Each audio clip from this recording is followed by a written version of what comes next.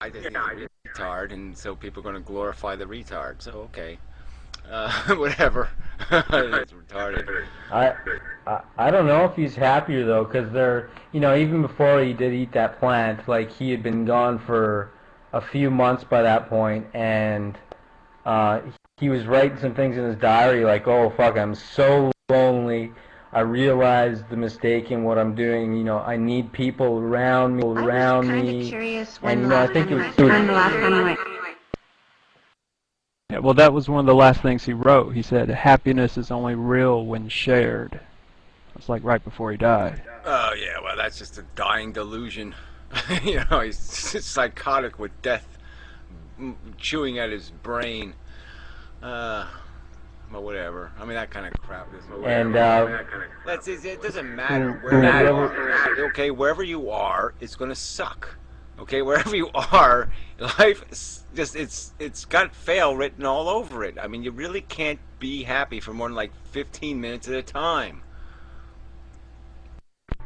I don't know. I think that might have to do with something to do with your age or something. But I know that at my age, I'm still very impressionable, and I've not got this sort of like one idea about something sucking or being suffering, sort of like controlling me yet. And I do see it as something that controls, as opposed to like, oh, truth or whatever. Yeah, well, I mean, I just, in my youth, all I did was think about the women I weren't going to fuck. So, I mean, it was just, I spent all my time daydreaming, which is fun. Don't get me wrong. It's fun, okay? But, in hindsight, it's just such a waste. I mean, all that emotion and all that want and all that love and blah, blah, blah, blah, blah. And it's just like, oh, fuck, what a waste. Well, you just needed to read The Game by Neil Strauss. What's up? There's there's techniques to that, Gary.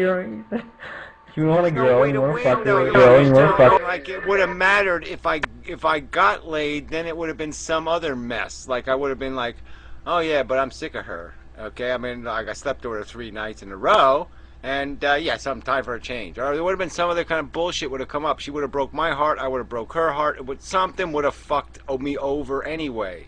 All I'm trying to say is that it's really hard to get away scot-free in this life thing unless you're fucking retarded. So unless you're just chasing pink balloon, oh, lollipop, lollipop, lollipop make Gary happy. Yeah, unless it's that simple for you, it's not going to be simple. Well, I think you need a big cathartic experience. You need a motorcycle venture into the wilderness of Alaska. And I think you drop a lot of that pessimistic bullshit. Second. I've had 643 cathartic experiences, okay? That's the problem. The problem is I cathartic it too much. I cathartic it my little cathartical right off. Oh, so you used up all your endorphins, is what you're saying. There's nothing Yeah, left. well, whatever. I'm just saying that, yeah, I went through way too many transitions of trying to make something out of nothing. Okay, and it's nothing. Like I say, you just wait till you wait another 20 years, and you'll. Oh God, Gary was so fucking right. You can't play this game. There's no fucking way to play this game. I don't know. Isn't Pyro about your age? Yeah, and his life's a fucking mess. He took up smoking when he's in his 40s. He took up cigarette smoking, the retard. What retard starts smoking at 40? Pyro, you got to defend yourself, man. Well, you look 65, so I mean, you're a mess. Your life is a fucking... I know your life is a fucking mess. I don't care what you say, it's a fucking mess. It's written all over Hey, be nice. When I first saw his videos... I'm just saying that's the way it is. And what's the difference whether you take up smoking at 35 or 40, okay? It's still stupid. It's still a desperate act. When I first saw his videos, I thought the guy was 27, 28, 29 at most. So I think he's looking pretty young too. I think he's rocking the baby face. There's a couple crow's feet or so, but You know, I thought that might have been just hard partying in his early 20s or something, but I think he's looking pretty young too. Or it's hard partying in his early 40s. That's his fucking problem.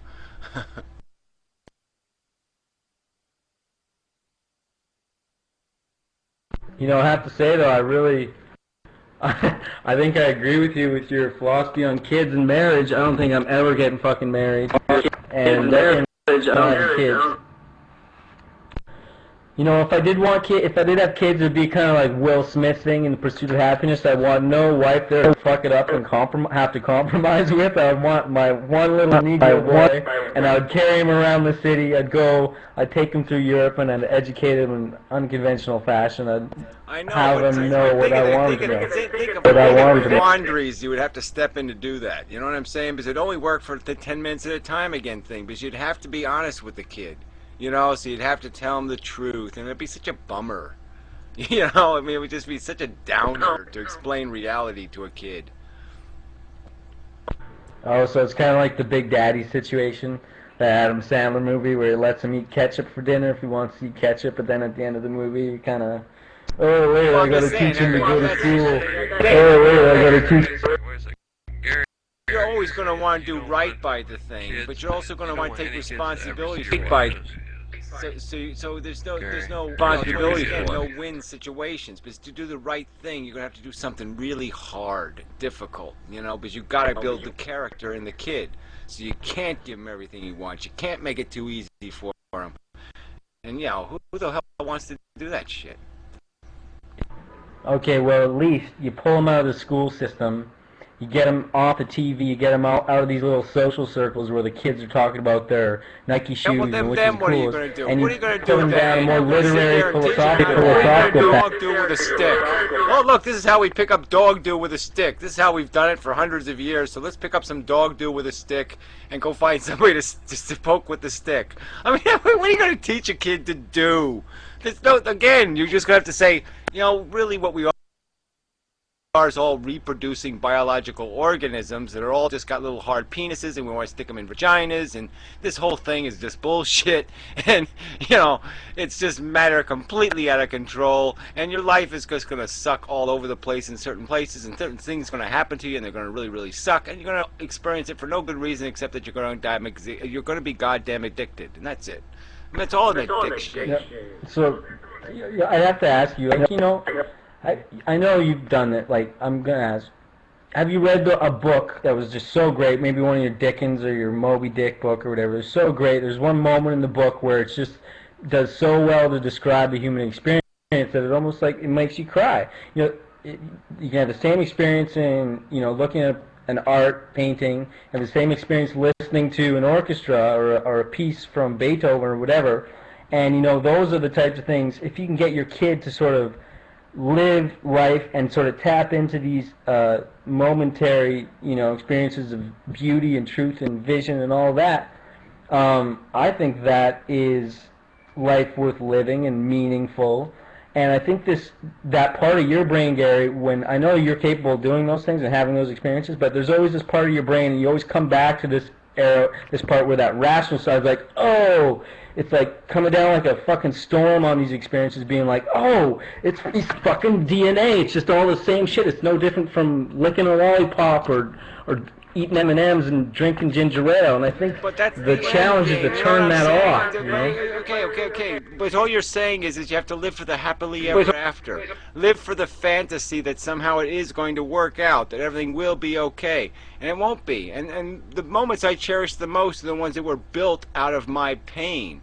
You know, and so that's my definition of beauty, was built out of the suffering of you know, unrequited love, or however we want to describe that, or this lack of fulfillment and wanting, and so yeah, that became my vision of beauty, you know, and so it's yeah, but the only way you gain that real hard, beautiful appreciation almost is that you have to have some pain. It's like the Mozart thing or something. I mean, you got to suffer to appreciate it. You got to, you know, and that's the insidious nature of life. I mean, if you don't pay that price, you can't be hungry enough, you know, and you need to be really starving to really know that perfect orgasm thing. I don't know. Some of my best moments in life have been just, early morning, sitting with a coffee, and you see like a leaf fall in a particular way. It's like that movie American Beauty where he's watching the bag float around.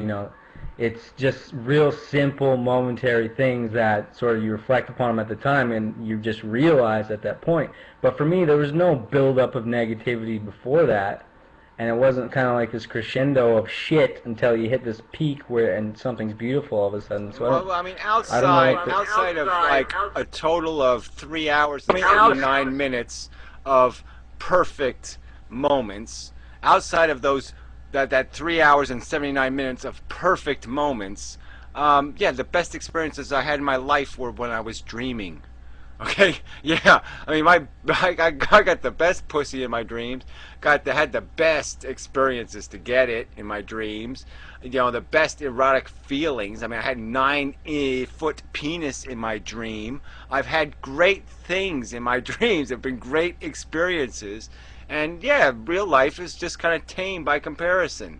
Yeah, there's really good moments. You get a few of them. You get these little perfect moments where you say, yes, I'm in a perfect place. I don't ever want to leave. Okay, I've known that feeling. But man, it's hard to get. Hard to keep. So here's the inevitable dilemma, or the ultimate dilemma right here is, if you had the choice, if you could turn off a lot of those realizations you have about how shitty and suffering and all that is what life is, if you could shut that off and live in some kind of perfection or some dreamlike state, would you do it? Is there some kind of dignity in knowing the truth? To the subject, so sure, I would live in a virtual reality. Me and Parasite Hilton, and we'd never have to wash the dishes. We'd never have to vacuum, never have to do a damn fucking thing, and we just sit on the fucking yacht and we natural. Do it comes natural. I mean, it's just it's terrible to think that somebody like Parasite Hilton is saying something like, yeah, well, I wonder sometimes whether I shouldn't have, locked it away, and squandered it a bit. And it's just sad to think about the fact that somebody like her, look at her, she needed, you know what I mean? She couldn't even find happiness. I mean, look at her. She couldn't even do it. I think she's frozen in time, like a Greek statue. Yeah, well, it doesn't right matter. now. She's right there. See, I will hopefully never have an STD. Well, I don't have one either. But yeah, you're right. You miss out on some fun not having them. But yeah, it's really good not to have no diseases. That's fun not to have any. But I mean, you really don't have to get a disease to, at least not be celibate for years. I mean, being celibate sucks. I mean, it does from a man's perspective. No, I was responding to someone else. Well, I'm just saying. Who said that I would have gotten an STD earlier. Gotten an STD. Yeah, okay. Well, I didn't say that was the reason why you were celibate. I was just making the argument in case that was part of the rationale.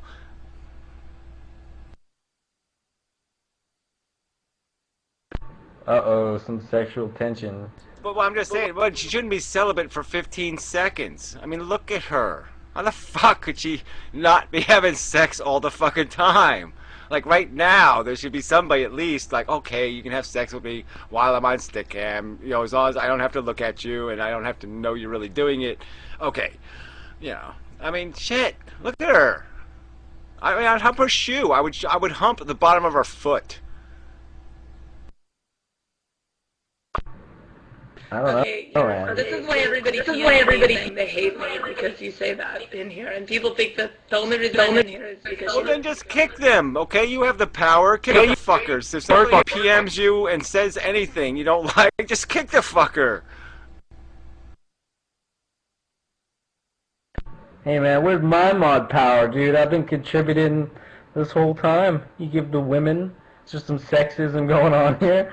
Well, what do you need to kick? Who do you need to kick? Somebody harassing you? Yeah, you get out of line. You get out of line.